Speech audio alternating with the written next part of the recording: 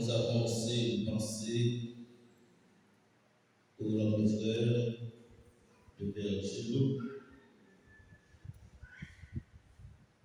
qui est parti vers la maison du Père. Qu'il soit dans votre prière. Chers frères bien-aimés, l'évangile d'aujourd'hui nous présente Jésus en territoire païen. Cela veut dire que Jésus n'est pas resté enfermé sur le sol palestinien chez ses frères juifs. Il sort. Pour reprendre l'expression du pape François, Jésus est allé aux périphéries. Il traverse les frontières afin d'aller proclamer la bonne nouvelle du salut aux non-croyants. C'est ce que nous appelons l'universalité du salut. Et durant son séjour, un souvenir lui est présenté. D'abord, Jésus accueille l'homme malade en question et le prend à part en signe de discrétion et d'accompagnement spirituel. Ici, la prophétie du prophète Isaïe annoncée dans la première lecture que nous venons d'écouter se réalise. Selon cette prophétie, quand viendra le Messie de Dieu, il prendra en charge les aveugles, les boiteux, les sourds et les muets. Pour le dire autrement, il se met aux côtés des pécheurs et des pécheuses. À chacun, à chacune, il accordera la guérison nécessaire. Ce qu'il faut comprendre, c'est que cette guérison n'est pas forcément une guérison physique ou matérielle, pour ne pas dire spectaculaire. C'est Marc précise en disant que Jésus l'emmena à l'écart, loin de la foule.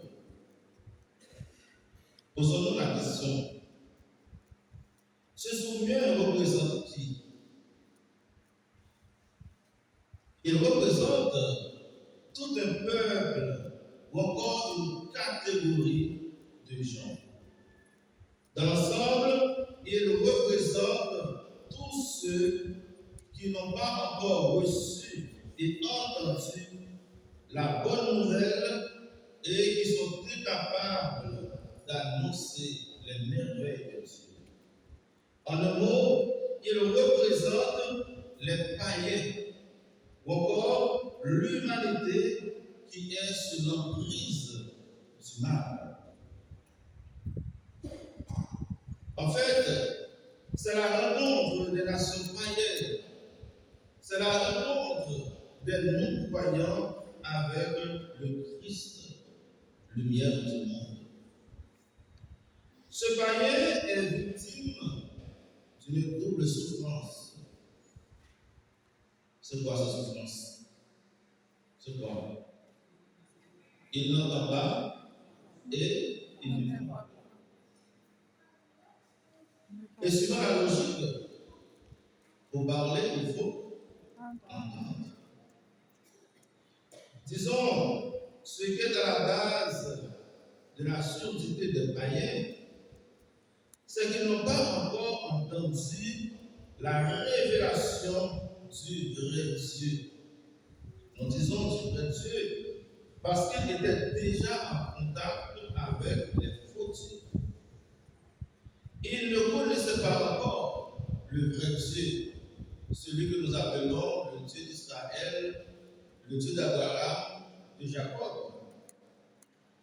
Les païens sont muets et bègues, car ils ne savent pas encore comment prier, ou du moins comment s'adresser à Dieu. Contrairement aux Juifs qui qui connaissaient déjà des formules de prière, comme le psaume, c'est difficile pour les païens de trouver les mots qu'il faut. C'est comme un enfant qui apprend à parler. À la personne de cet homme, frères et sœurs bien-aimés, Jésus invite tous les païens à s'ouvrir à la révélation divine. Ouvre-toi, dit Jésus à l'homme. Ouvre-toi, c'est une invitation à s'ouvrir au vrai Dieu, à l'amour divin, à l'évangile du Christ, à la fraternité universelle et au salut de Dieu. Sans doute, cette invitation est lancée à chacun et chacune de nous ce matin. Le païen ou le non-croyant ne doit pas rester enfermé sur lui-même, dans son petit monde de croyances, dans la médiocrité spirituelle.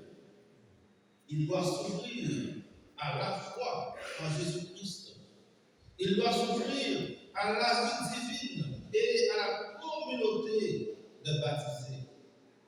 Le païen ou le non-croyant doit s'ouvrir à une nouvelle expérience de vie, ou encore à une nouvelle expérience spirituelle.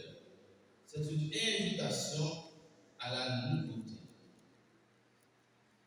Il doit abandonner les faux dieux, la magie, la sorcellerie, la méchanceté, ces idéaux et ces formules toutes faites.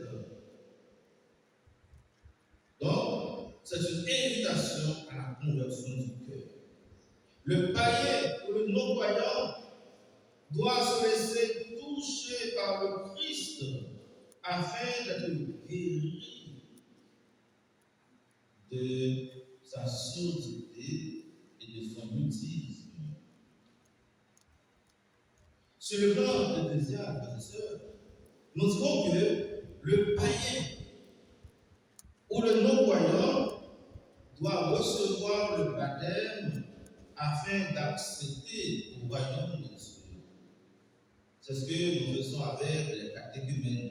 Il y a un accompagnement.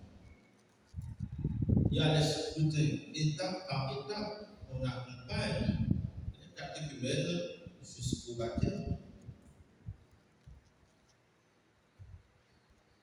Après avoir rencontré le Christ,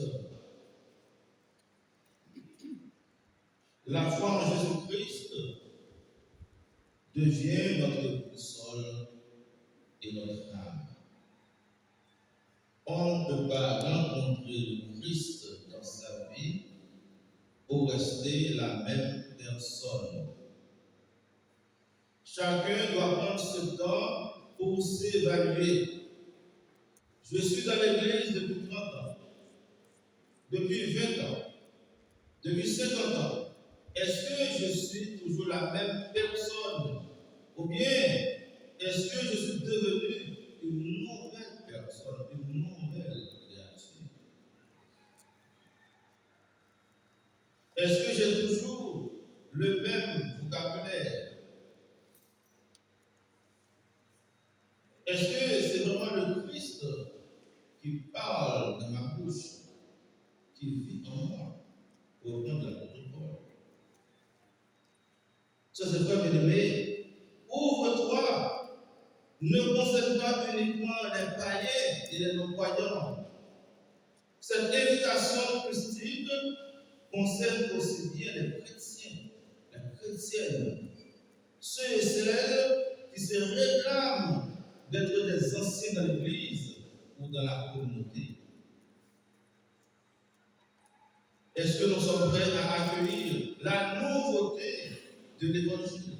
Est-ce que nous sommes prêts à accueillir les changements? Parfois, ce n'est pas facile. Parmi nous, les chrétiens et les chrétiennes, il y en a beaucoup qui sont à la fois sourds et muets. En réalité, nous n'accueillons pas toujours la parole de Dieu pour ce qu'elle est. Nous ne sommes pas toujours obéissants à l'Esprit Saint. Notre corps est là. Tout le monde peut constater notre présence et même nos engagements dans la communauté. Mais au fond, notre cœur n'est pas converti.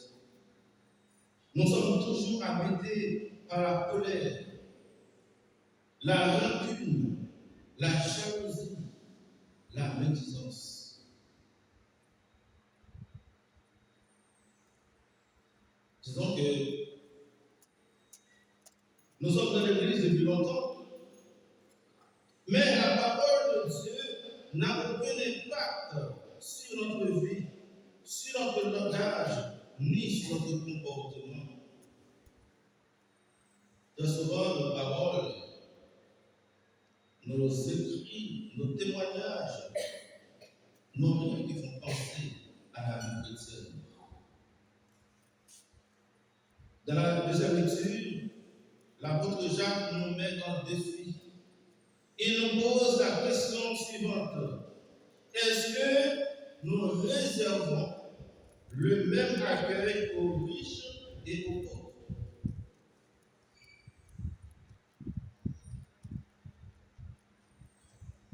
Nous ne devons pas nous mentir. Très souvent, nous faisons de confiance à l'apparence. À ce niveau, nous sommes tous et toutes des aveugles spirituels. Nos jugements ne sont pas toujours basés sur la parole de Dieu. Nos réflexions ne sont pas toujours purifiées par l'évangile du Christ. Nous sommes souvent dans l'incapacité de nous éclairer les uns les autres.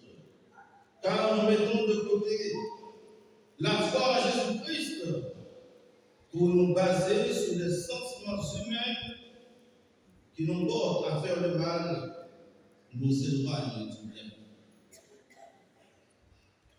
Chers amis, frères et sœurs bien-aimés, dans cette Eucharistie, demandons au Seigneur de faire de nous des chrétiens éclairés, des chrétiennes éclairées, des chrétiens avisés, des chrétiennes avisées, ouverts au Christ. Le chrétien, la chrétienne est celui et celle qui suit le Christ et personne d'autre. Notre référence, c'est le Christ. Je viens de la communauté, pas pour suivre ni X ni Y. Je viens de la communauté pour suivre le Christ, pour vivre ma foi. Le chrétien est celui qui a la lumière de la vérité, qui sait discerner le faux du vrai, qui sait discerner le bien du mal. Le chrétien, la chrétienne est celui et celle qui met sa foi en Jésus-Christ, qui prend son temps pour comprendre les événements qui se passent autour de lui, autour d'elle. Chers amis, frères et sœurs, à l'aube de cette nouvelle année pastorale, que nous soyons des chrétiens, des chrétiennes illuminées par l'Esprit Saint, des chrétiens, des chrétiennes qui sont prêts à accueillir les nouveautés de l'Esprit Saint. Que la Vierge Marie, la Mère du Seigneur, soit notre seule conseillère et influenceuse spirituelle. Ne vous laissez influencer par quiconque.